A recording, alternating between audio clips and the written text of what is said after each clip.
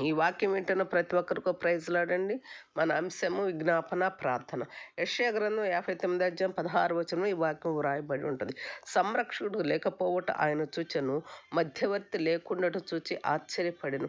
ఎందుకంటే ఎవరైనా వ్యాధితో రుణభారాలతో దుఃఖంలో ఉంటే వారి బాధల్లో ఉన్నప్పుడు చూసి మౌనంగా ఉండకూడదు. వారు అడిగిన అడగకపోయినా వారికి దేవునికి మధ్య నిలబడి వారి కొరకు విజ్ఞాపన చేయవలను. రక్షింపబడిన వ్యక్తిగా నా బాధ్యత. యోబు 42:10 యోబు తన స్నేహితుల కొరకు ప్రార్థించినప్పుడు అతని క్షేమస్థితిని అతనికి మరలా దయచేసిన.